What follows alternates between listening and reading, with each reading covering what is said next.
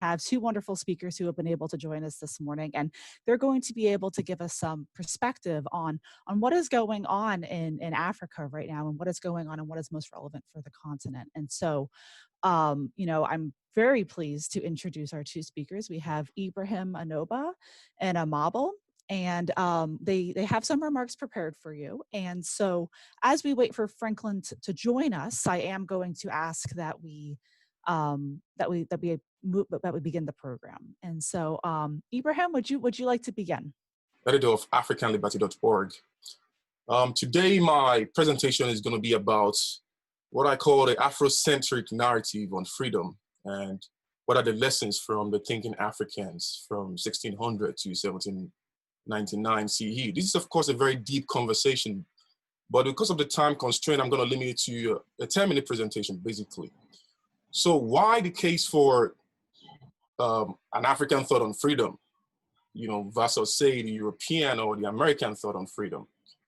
Well, the first thing we have to realize is that the African experience on freedom is not the same as the European or the American experience on freedom. Individuals like John Locke, J.J. Rousseau, Karl Marx, Smith, they all wrote treatises addressing problems in their respective European societies. And we really cannot assume that their propositions would always be, reflective or relevant to our realities. I mean, the African realities. Equally, individuals like Ralph Emerson, Frederick Douglass, Ayn Rand, whom of course many of you are familiar with, and others were primarily concerned with problems facing the American society, and as such, their ideas are best fit when considering specific American realities, and not always necessarily gonna fit into African realities.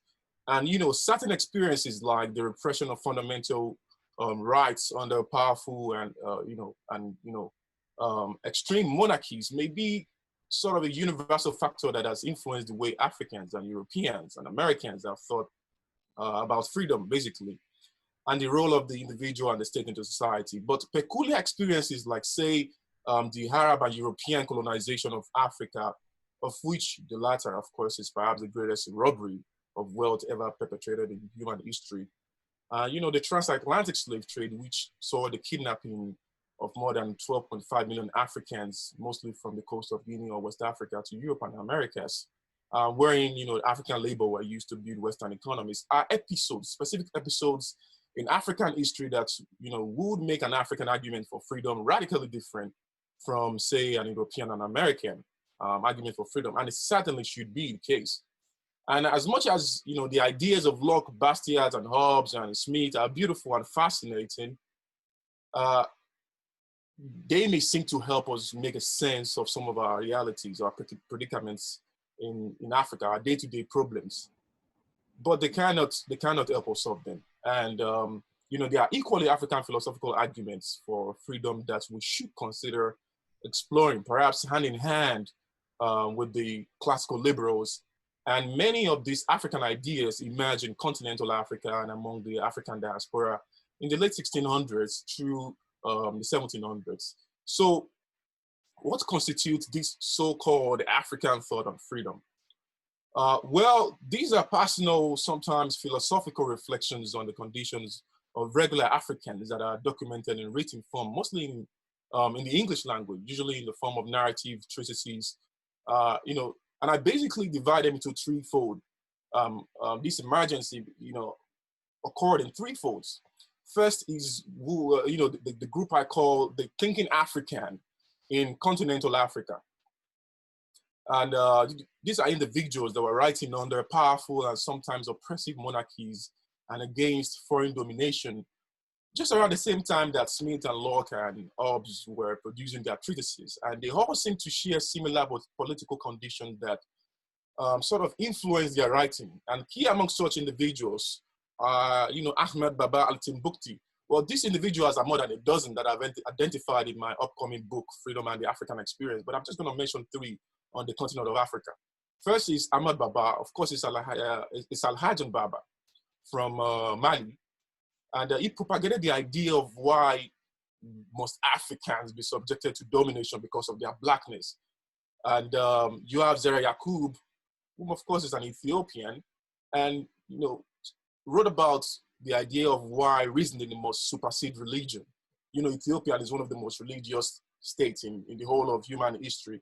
And here you have Zera Yakub writing a fascinating treatise called Akata, and arguing why we must place reasoning over religion. And in fact, Zera saw religion as an hindrance to prosperity and argued that, every human action contributes in one way or the other to the level of harmony in human society.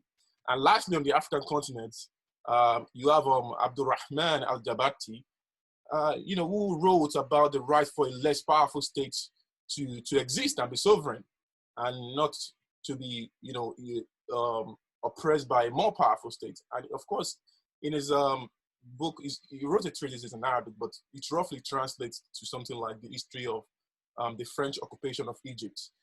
And in that book, he foresaw the advent of cruel European imperialism in Africa, which of course started kicking in towards the end of his life. And across the Atlantic, you have the Thinking Africans in Europe.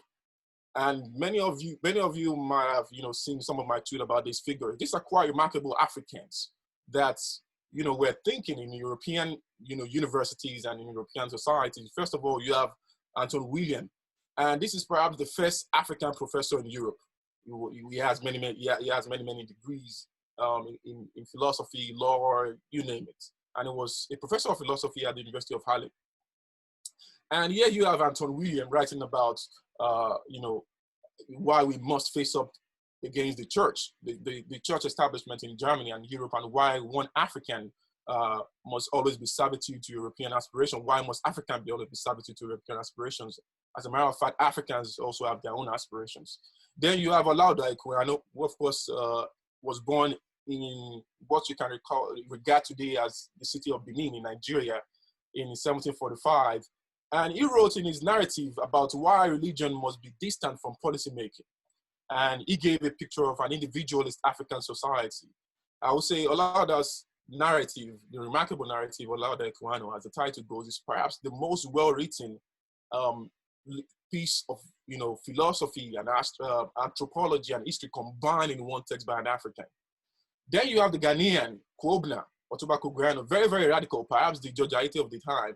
It was very radical, and his book, The Sentiments Against Slavery, was very damning against the English establishment, and is of the Fanti tribe. Then you have across the Atlantic in the Americas, three individuals. Of course, there are dozens of individuals, but I just highlight the three most important to me. First of all, you have Absalom Jones, a quite remarkable man from the coast of Guinea, I guess. And he wrote about why all humans must be permitted justice and equity. Of course, these are ideas that, individuals like Locke eventually wrote in their own treatises. But here you have an African writing in Pennsylvania about, why justice and equity must precede everything. And he established what I could identify as the second African think tank that they call the Free African Society in Pennsylvania. Of course, the first African think tank, I think, was established by Otuba Kugurano and Equiano, called the Sons of Africa in London around 1767. Then you have the controversial Phyllis Wheatley, who of course is from Senegal and the Gambia. And here you have a female writing about feminism and how to use trickery in advocating for your freedom. So lastly, what's the relevance of all these histories and African philosophy of freedom today? Well, we have to first understand that history, it's understanding history or the philosophy of freedom through the African experience would help us clearly see where we are coming from as a people, and help avoid certain policy related mistakes, like for instance why it is necessary to limit the power of the state during times of crisis like the COVID-19 pandemic. These were writings in the 1700s and the 1800s about why you must limit the role of the state during time of crisis, and they cannot be more relevant today. And why listening to minority voices like the Black Lives Matter movement actually matters. Listening to minorities, why it does matter in maintaining peace and inclusivity in any human society. And with that, I want to bring my presentation to a close. Again, you can reach out to me on my email or engage me on Twitter. And again, these are ideas that I deeply look into in my upcoming book, Freedom and the African Experience, scheduled for publication in 2021. And thank you for listening.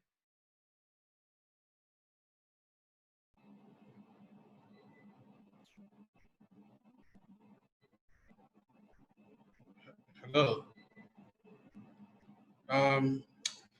If you can all hear me, I had some serious internet challenges. I'm glad to be back. Ibrahim, thanks for holding the fort.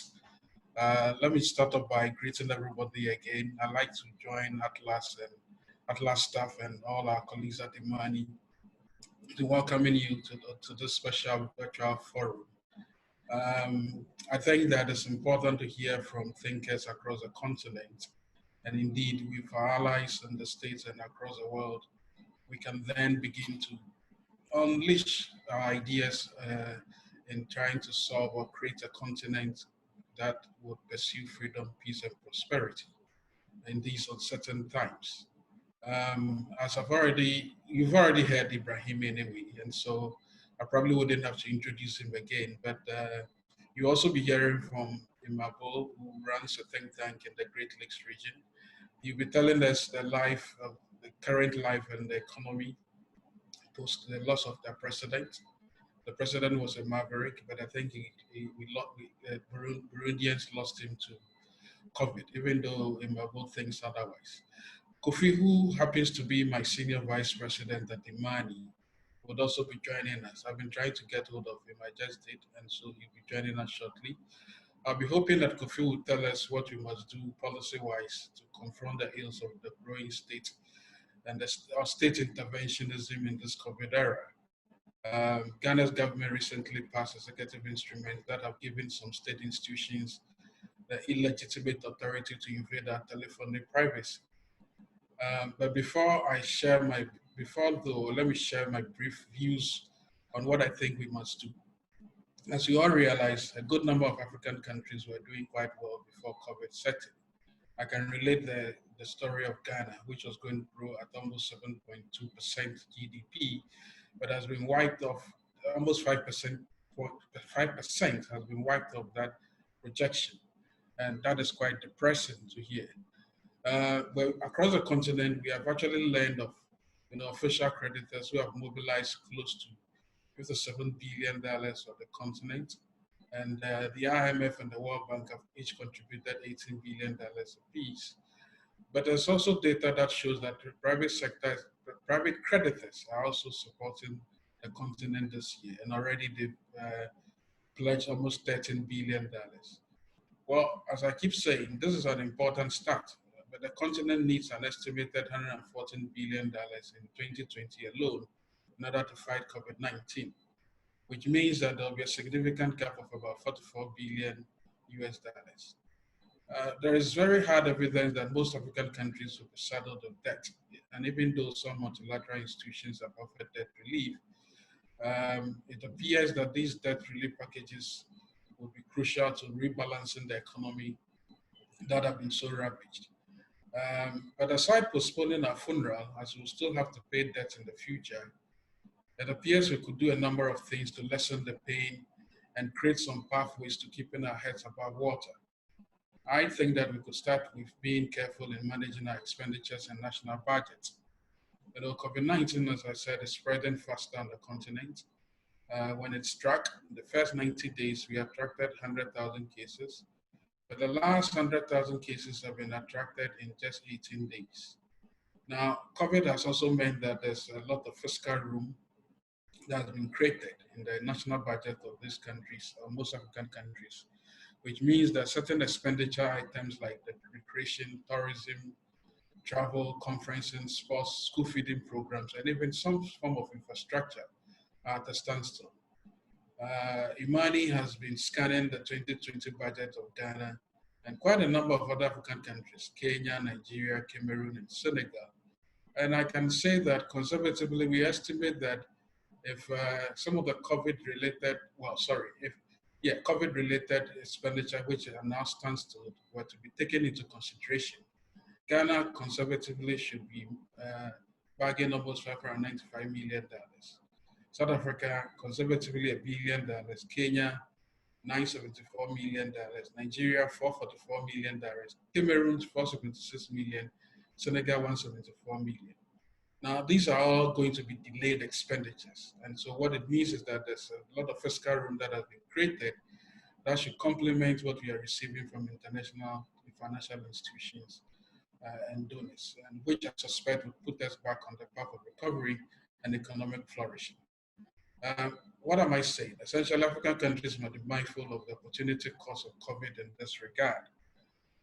I think that we need to invest in a COVID expenditure tracker in these very uncertain times to ensure accountability.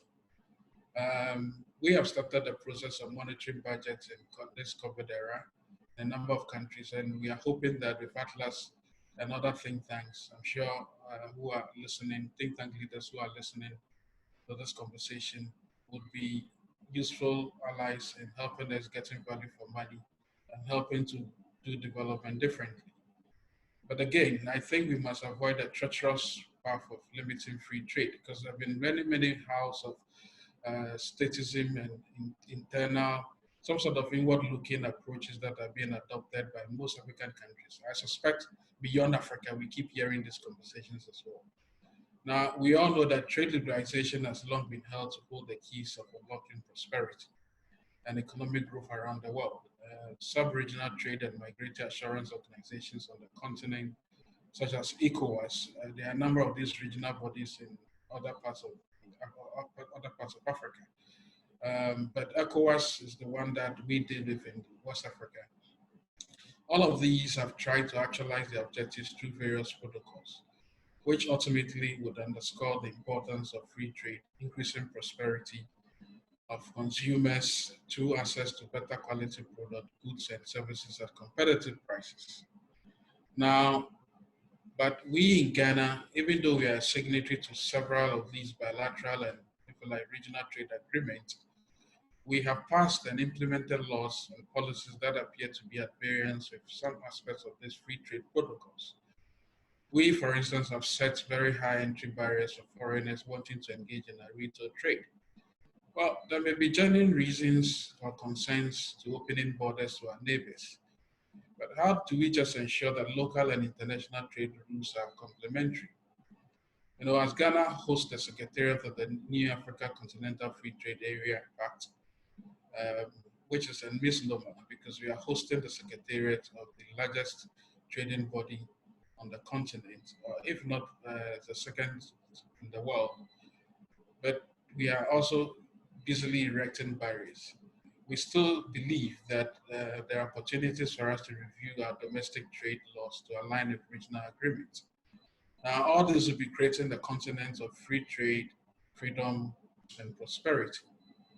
I suspect that if we do not do that, we'll then be yielding to what the French intellectual Frederic Bastiat advised us centuries ago, that where goods and people fail to cross borders, soldiers will. I think with this statement, I'd like to pause here and then ask Aimable to continue the conversation. Thank you.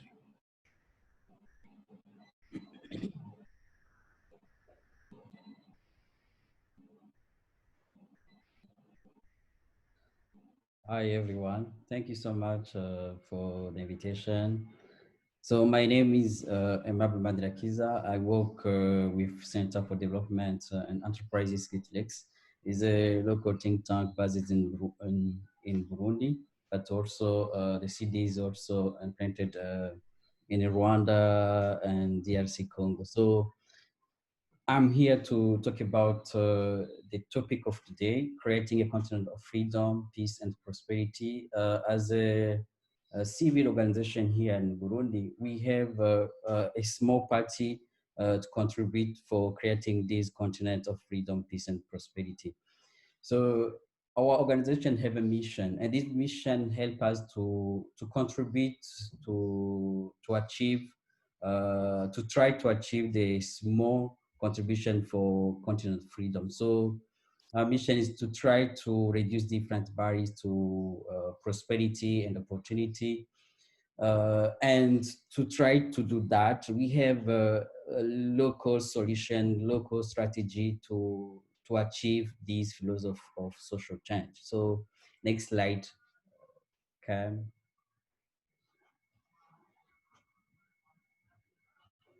Next slide. Thank you. So one uh,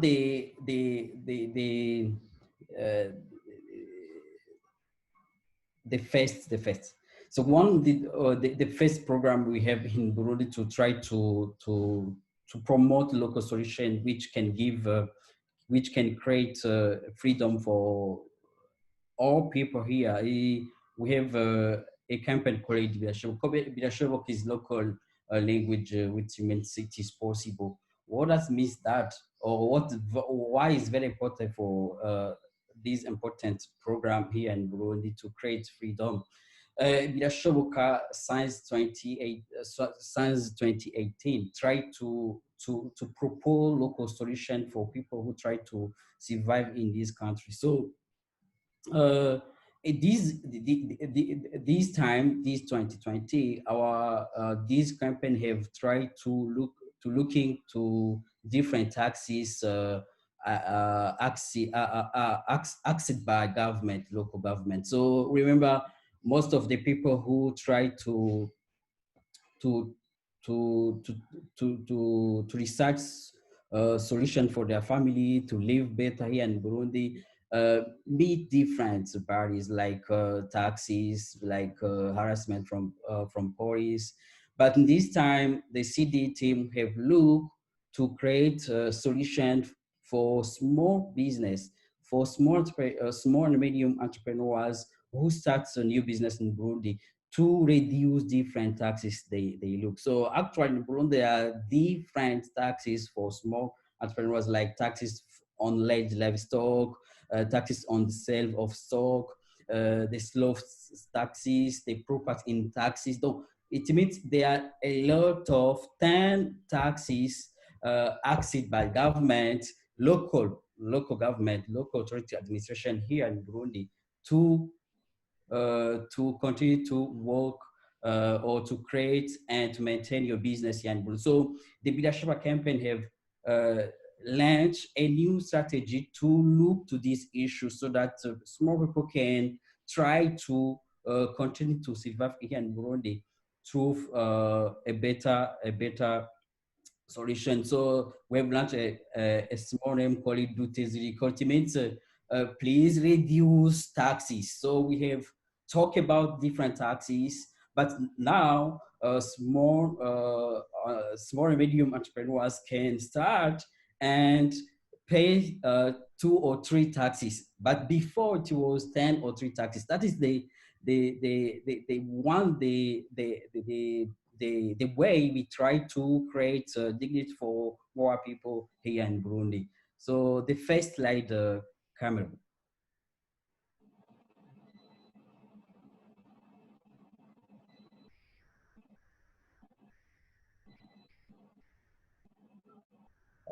The next slide. Oh, no, the first. We have the first. The first is before that. Before that also. Yes, thank you. Oh, okay. The next.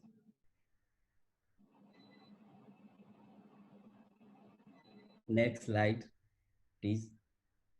Wonderful, thank you so much. So another strategy we use to create a region of freedom, peace, is to create attention for people who to create attention for government, for public opinion, people from media to the real problem in Burundi. So Burundi is the country who still in the last line to make life so difficult because he didn't give opportunity for individual choice. So in Burundi, we have launched a campaign called Fasha Komenya. It means helping to know, to inform policymakers, media leaders, business people, and different groups to understand that government plan doesn't have solution for small people who try to suffer in this country. So another program, we try to create a value of liberty through pro-liberty writers program. Is a program which try to give value of liberty, to influence positive impact of free enterprise and the rule of law here in Burundi, in Rwanda and DRC Congo. So this program have tried to make noise to different issues we have in Burundi through liberal idea articles, which we publish every week in social media, in media, and also in different communication support. Next slide. Thank you. So we have another program which help to educate. You know, when we work in difficult environment like Burundi, Rwanda, Congo, we need to get more people who understand what we do, what is very important to create peace and prosperity in this region. So we have another program, very important program called Freedom Week. Freedom Week is a program which created by CDE to educate the fundamental of free society in Great Lakes regions. And this program, we try to educate different journalists, bloggers, analysts, different people who can create difference in their local community. So this program is one of the best we have run, and actually we have already helped people who start now think tank, create a difference in the medium, and try to achieve different results that can create hope for the future. Next slide.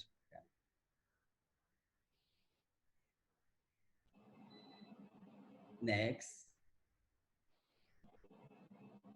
So we have, you know, in the same way, we try to push people, to influence people, to educate people about the human rights for women and children through documented film. Is another way to influence people to understand how they can manage their right, how can they fund their right. But we use different case study from different countries like India and others. So in this time, we have another campaign called Kanguka campaign. Kanguka campaign is a campaign which have launched to create solution to this period, to this difficult period called COVID-19.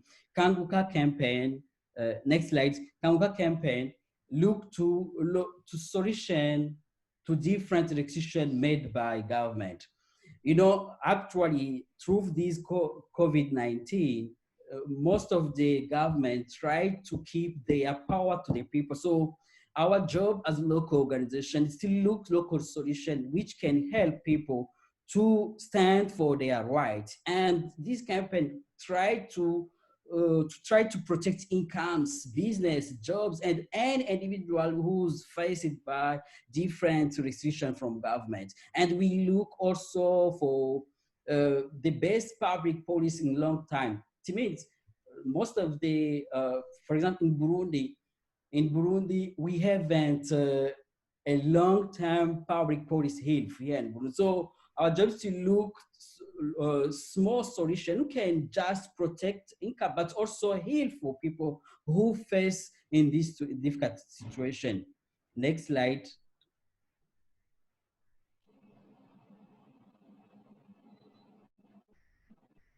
So before the end of my presentation, I need to talk about what we do now to create peace in Burundi. Fungwanja is the project we run in Burundi to create, to influence peace and prosperity in Burundi. I need to share with you, I hope everyone can see the slide, a testimony from a woman who try to trade from Congo to Burundi and do the same from Burundi to Congo. And he said to our recent research, he said, I buy my eggs in the Congo, and to go to Burundi, I have to give an egg to each border guard who asks for it. Some days, I have to give more than 30 eggs. That is very, very difficult to the one testimony who can show that trade between Burundi and Congo or internal in Burundi is very difficult. Why it's very difficult is because there is many bodies. There is many group of agents from government who ask different fees, document to the women. Remember, in Burundi, 18% of people who do this small business, cross-border trade, are women, and women face different issues. So Fungwanjia or open roads, we know that borders is open, but it's not open for everyone, specific for 8% of women who try to work so hard to create peace for their family, their countries. They try to create opportunity for more people, but they face too many barriers. So Fungwanje is one the program of CDE as local organization. We focus to create peace for many people. Next slide.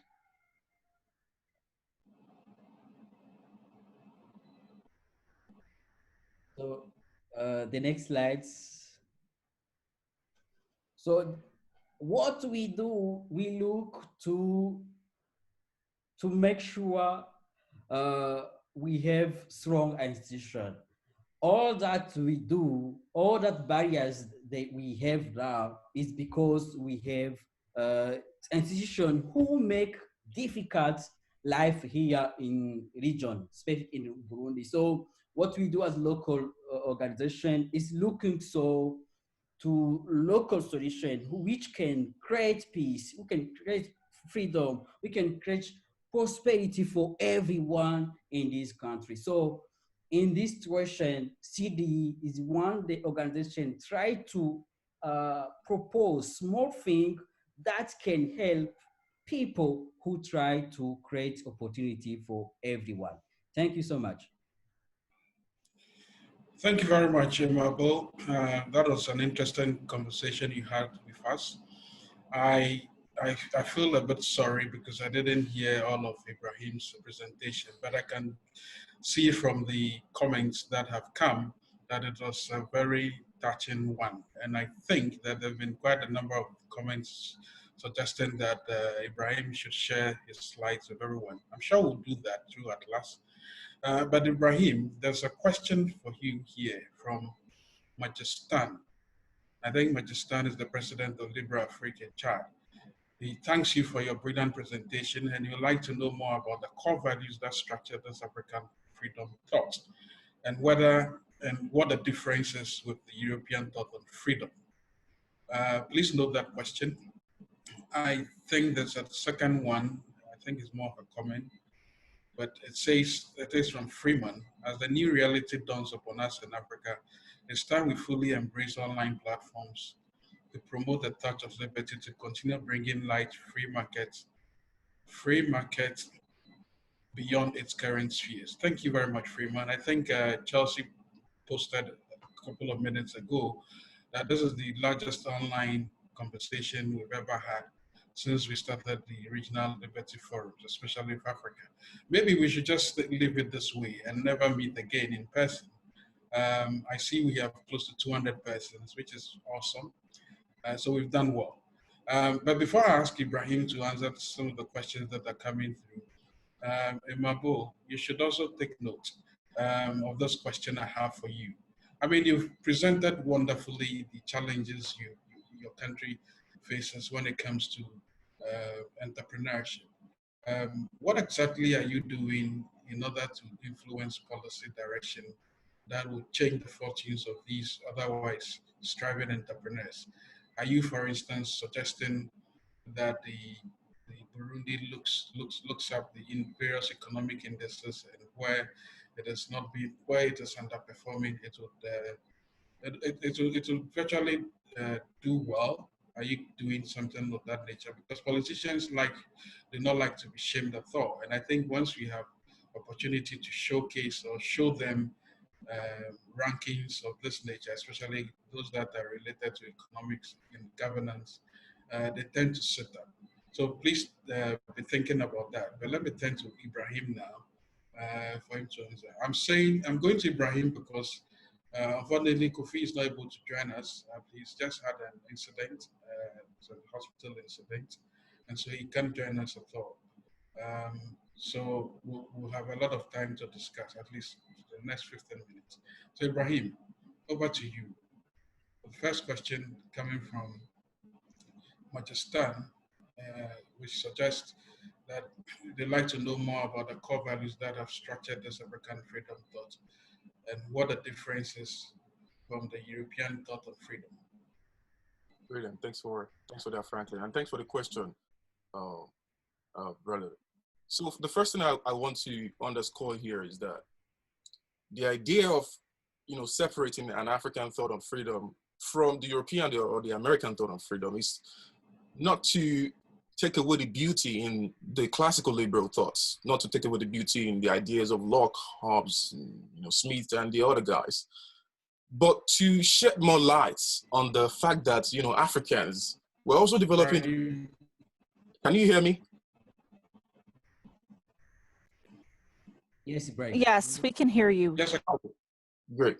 Yeah, so just to make sure, make it known that Africans were also developing the same ideas that you can, if you want, identify to be reiterating or saying the same thing as the classical liberals were saying. I mean, you have Ricardo saying, a country should specialize. I think I should be audible enough. Yes, I hear you just fine, Ibrahim. That was Franklin whose voice just came through a little bit muffled. Oh, okay. All right. And it's my internet connection. I have a terrible one today, fortunately. Sorry about that. Yes. Okay, so as I was saying, just to make mention of the fact that, or to reiterate the fact that Africans, we're also thinking about these ideas of why we first of all have to separate the state from the society. For instance, I'm going to highlight one person, perhaps because his work is the most well-written you can ever find of an African in the 1700s. And that individual is Olaudah Equiano. And in his book titled The Narrative or The Remarkable Narrative of Olaudah Equiano, Gustavo Vassa, the African, this is an individual that started his work, his life work, but first of all, identifying a sort of anarchical or acephalous system that existed in his own Benin kingdom in the early 1700s. So why would Olaudah Equiano tell his London audience or his British audience that, okay, see, I come from a society where the king really don't bother the representative household or the household representative democracy system that we have. My father or my father's uncle was the head of the family, and he would go represent the family in the town council.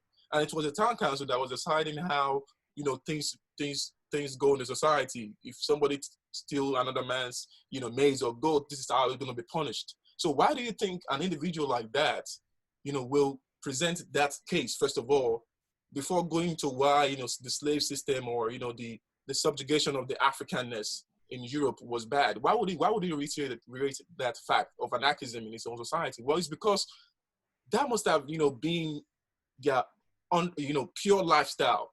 And as archaeology have revealed lately, African society, especially those along the coast of Guinea that we of course refer to as Lower West Africa, they had societies where kings existed, monarchical system existed, but at the same time the monarchies didn't have too much power over it, and individuals had freedom as regards their economic aspirations, or if a king is, for instance, if a king in the whole old Oyo Empire, for instance, overstep his boundary, I'm from the Yoruba ethnic group, so I'm referencing the old Oyo Empire for a reason. If the old Oyo Empire king, overstep his boundary, for instance, there is a council of chiefs that will give him a calabash to open, and if the calabash is empty, it means the king have to commit suicide or just have to leave the city. A majority of the the Yoruba, the Igbo societies that exist today, they were societies created by people that were living their own communities because they had differences with the monarchy, or they just want more freedom.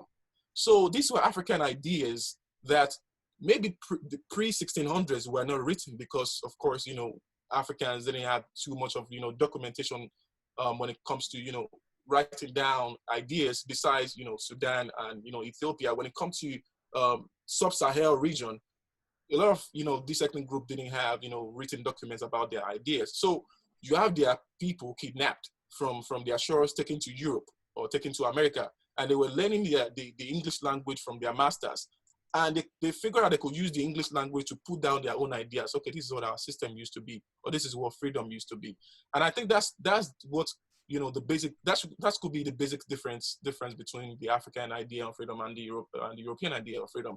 Again, just to bring it home, this is not to say the ideas of Locke or Smith or Rousseau are not beautiful. These are remarkable ideas, and as I said, and as a lot of African socialists, though I don't agree with them, a lot of African socialists like Nyerere and Tom Mboya underscored in the mid 20th century that foreign ideas like African socialism, like classical liberalism, they can only help us understand our situations as Africans. They cannot help us solve them. It is only until we look inward, as George Aite will say, or what I would call the Afro-indigenism, until we look inward and look at our own people's ideas, that we can truly, truly understand our situation and perhaps move forward. I think that should do it for my response to that question. Well, Joseph, thank you very much, Ibrahim. It feels like listening to George Aite all over again. And I think you are one of those very wonderful cheetah generations Aite talks about. I think when Aite leaves us, not so soon by the way, I'm sure we'll have a perfect replacer in you, Ibrahim. Thank you very much for your insights. I like to say that there's a follow-up question from Peter Bismarck, who runs a Lapi in Ghana. Peter's a great friend, and we are scheming some things in Ghana currently. He's partly asked a question I think you've answered already, but I think he suggested of how between the 13th to 18th century, the freedom, peace, and trade activities that existed among Africans before colonization. He wants you to reconcile that with radicalism of ethnic dominance and slave trade before and during slave trade.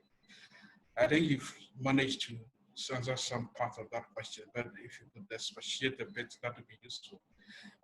Someone says, I think it's Abdullah.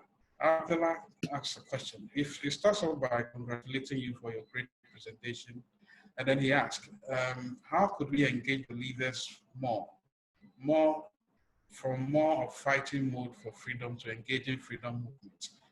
I suspect that has to do with the way we do our work as part of the Atlas network.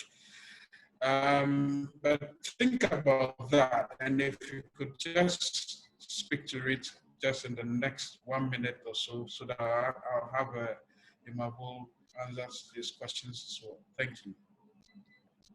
Thank you, Frank. Just a minute, Ibrahim. Great.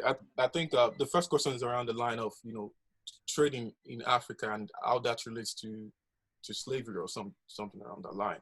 Well, if that's the question, I would like to point out to everybody that the first African civilizations prosper based on one thing. Of course, perhaps the second thing is because they have strong military system, but the first thing that actually made the early African civilization, like, the civilization of the Aksumites in Eritrea and Ethiopia, or the Kush or the Meroe civilization, what actually made them prosper was trade. I mean, there are evidence discovered, I think, around 100 or 50 years ago, less than 100 years ago, in some parts of Ethiopia. They discovered, Chinese paintings from, I think, the Ming Dynasty or some dynasty pre-Common Era. I mean, that's pretty Common Era. And the only way those things could have gotten to Eritrea or to Ethiopia was perhaps through some Chinese trade merchants coming from China to Ethiopia. And we see this in the writing of the Chinese too, that they encountered some black, or, I don't like to use the word black, some African civilization, around 500 BC. And the primary way in which they engaged these Africans was through trade. And we can see this in the history of the ancient Egyptians, whereas,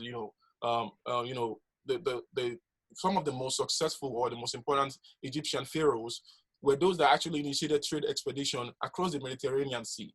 And besides those, Eastern Africa and other African kingdoms, coming back to West Africa, again, I would say the Yoruba empires or the Yoruba kingdoms in the medieval period, they actually flourished on the back of free trade.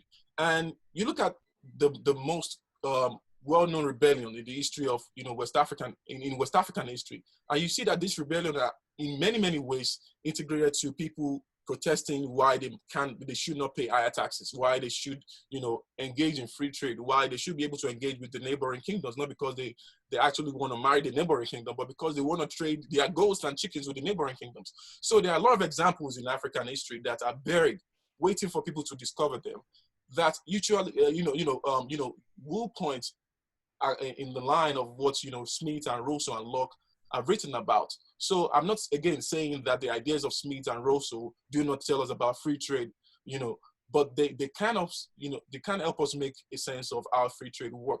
But again, we need to look at our own indigenous systems and look at how Africans, had the live through the idea of free trade, individual freedom, pure anarchism. You'll be fascinated to see the level of anarchism that existed in Africa. Except for lots of societies that will not wait to denounce their king if the king goes beyond the recommended limits of power. So again, these are ideas that need to be exhumated. And as I've tried to write recently, that Africans, the young Africans, we do not only need to advocate for freedom on campuses or through think tanks, but again, we need to look at our own history and learn from them, because a society that's learn from history will hardly make the same mistake all over again. Well, thank you very much, Aimable. Before you answer the question I posed, there is a gentleman, I don't know if it's a lady, but it's Narcisse. It's a French name, and I'm sorry for my terrible French. He asked a question in French, which I've managed to use Google to translate, and crudely so. He says, or she says, he wants to find out whether Burundi, what do you think about Burundi being limited by French-speaking tradition in terms of the liberation you seek for the emergence of enterprises in Burundi. I mean, essentially suggesting that the French policy of assimilation, which I'm sure Burundi and many other Francophone countries tend to like a lot. I don't know if you still like them today, though. Don't you think that is limiting freedom in your respective countries? Please tie your answers in with the first question I asked you. Thank you. Sorry, Frank, can you repeat the question again? Well, the second question is essentially asking whether you're tying your apron strings to the French, as in whether the French government is no longer, it's not the one you should be tackling because they are imposing all these restrictive barriers to enterprise on a country like Burundi and other French-speaking countries. Then, of course, the other question I posed earlier was what you are doing in order to confront the state authorities on how Burundi is performing woefully on the Doing Business Index and other economic indices. Thank you. Okay, thank you. So what we do in Burundi to try to push government to create a small solution for small and medium entrepreneurs is like it's not, we know our government is composed by people who don't understand economic freedom, who don't need to understand or to listen talking about individual liberty, or when you talk about no government plan or any solution to keep reduce the power of government. So what we do is we try to mobilize people through our event and media campaign we work closely with civil organization here in Burundi to try to push, to talk more about the best way, how individual solution, how the individual choice can create exactly the best way for this country. So, but most of the time it's not easy to get attention from government. And through the different strategy, we try to push our noise to group of people. But also we have people who understand the best way. We try to work to create peace and prosperity in this country. And some of the people from parliament, from ministry, try to push our solution, to push our proposal, policy brief, and different action to next level. So that is make also attention from the group from power to get attention for what we do. And the next level, we try also to organize direct discussion, to talk why it's very important to give opportunity to people who try to create innovation, to create solution to kind of problem we have in Burundi. Burundi is one of the poor country in the world. So we try to use some challenge, some difficult governments have. We try to show them the different difficult government face and the different difficult people face here in Burundi. So we are here, we are also in front of them. We try to show them today we are in this place, but next time, next year, we can be there. So please take action. We can help your children, your family to live in better place here in Burundi. So try to think that next time we can't be in this place, we can't be in this government. So we need also support solution which can help people to live in this better situation here in Burundi. So that is the we are a lot of strategy we use to attract, to draw attention from the best people who understand why it's very important to create peace and prosperity and freedom here in Burundi. And remember, we live in authoritarian countries, and it's very difficult to talk directly to the big word which can create and compress it from people from government. And we try to work with others and influence others and bring people to our cause, to our action, so that we can make sure we are all many organizations, many people who try to make noise to solution. So